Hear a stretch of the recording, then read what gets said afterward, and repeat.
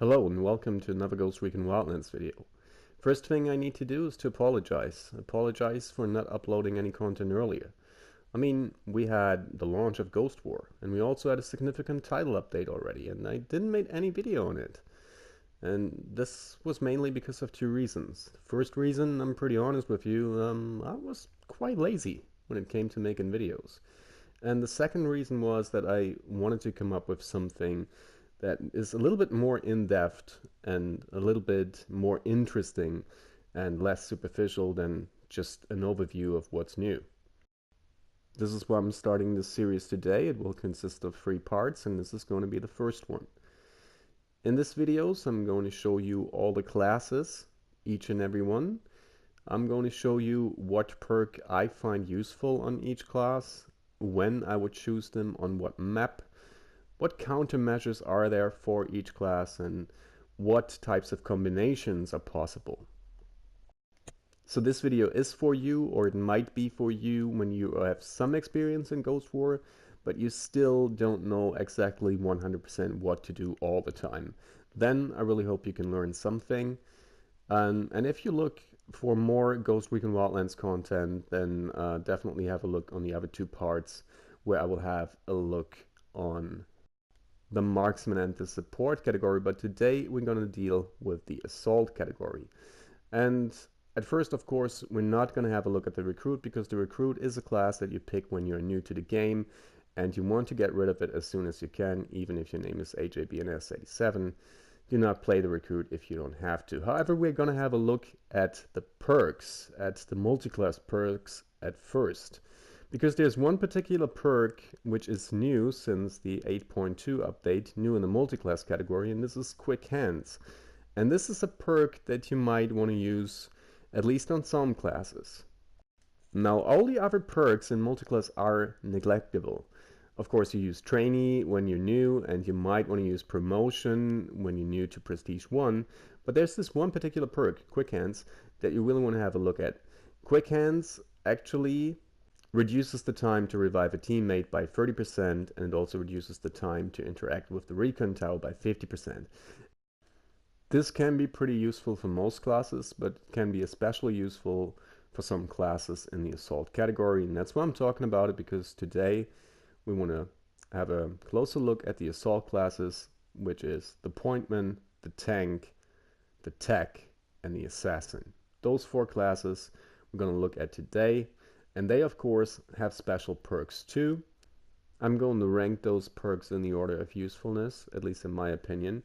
And number 1 for me is definitely Fighting Spirit. It is so good. You regenerate your health, and it's so useful in the assault category. And if you can't get it, if you're new, go for Quick Getaway. It's quite decent. And Safety First is good when one of your teammates has it, but you don't really want to waste your perk on that yourself.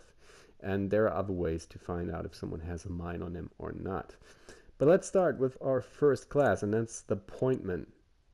Now, the Pointman is a very noob-friendly class, but you can also be the Pointman when you're a lone wolf and when you play with free randoms, for example. The Pointman has an ACR and also the option to be upgraded to an AK-12. And although I get killed by an AK-12 sometimes, I would not recommend to do this. If you buy the Ghost War pack, you also get access to the ACR Baby Vintage, which seems to be slightly better than the ACR. And for the Pointman, you might want to go for the Quick Hands perk, because the Pointman needs to be in the center of the battlefield, always close to the front line. So as a Pointman, you either want to go for the Quick Hands or for the Fighting Spirit perk. And the only thing you really don't want to do as a Pointman is to hang back. Just go ahead and always be aware, the main antagonist for you as a Pointman is basically the other team's Pointman. When they have a Pointman, it's your task to take him out. It's no one else's task. This is your main task, because in my experience, whoever wins this battle more than likely wins the war. So focus on their Pointman, take him out, and always remember, the only thing you have to do as a Pointman is to take out the enemies. And when you die, you die. So you don't have any special abilities. That's all you can do. So don't hang back. Just shoot the enemies. Hang back when you really need to cover a body or something. But aside from that, it's your task to kill. And on consoles, it's really noob friendly. I think on PC, it requires decent aim, and the better your aim is, the better pointman you are. Um, However, this is not the case on consoles with aim assist and stuff. So if you're noob, if you're not certain what class to choose, then Pointman is definitely a good class for beginners. And always remember the Quick Hands perk now in this category is so useful, especially when you want to support your team as a Pointman, which actually doesn't have any supportive function. You can be at the Recon tower so quick, and you can also revive your teammates very quickly. So this is really something you might want to take into consideration, because when you go for the Recon tower, you can chase your enemy down by yourself. It's really, really cool when the Pointman has quick hands. Next class I'm going to talk about is the tank. And pretty much everything I mentioned about the Pointman goes for the tank as well. But the tank is even more noob friendly. However, since thermal vision got removed, you won't see tanks that often anymore. The tank is really an option for a lone wolf or for a beginner, but in experienced teams, it's not really your best choice. As a tank, you have to play as aggressive as possible, and when you upgrade the tank to the second level, you also get access to the P90, which again is something I do not recommend to do. I used the Quick Hands perk on the tank as well, but this is mainly because I play the tank differently than most players. Most players use this option here, divert intel, pretty much at the beginning of the game, which is of course completely wrong. Use it when at least 2 of your teammates are marked. You can see this when their icons are actually orange. And don't waste this option, and do not think that people fall for it, because since the beta, people don't do it anymore. The tank is definitely not as good anymore as it used to be with thermal vision, and it's really something for players that really like to rush maps and like to take at least 2, maybe even 3 people with you.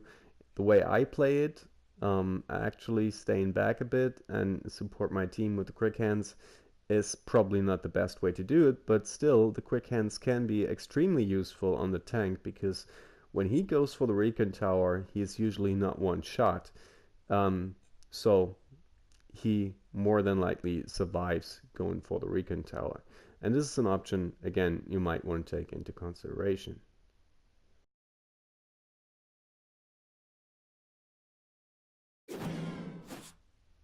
Up next we got the tech, and there's one thing I have to say first.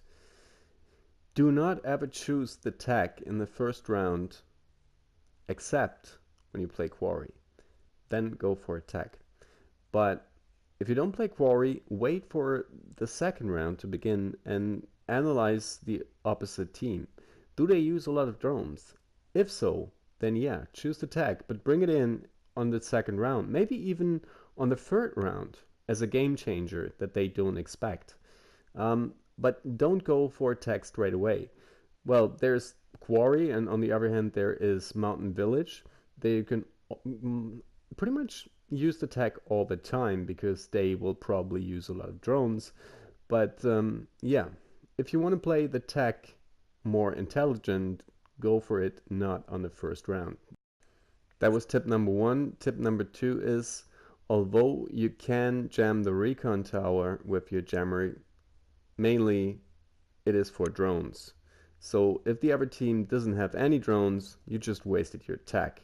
I mean, this is pretty much the same as tip number 1, but yeah, you get the idea. And also, although the tech is in the assault category, it is more of a supportive class. You have a supportive function, and you might want to stay back a little bit more because you got a weak weapon and you're very vulnerable.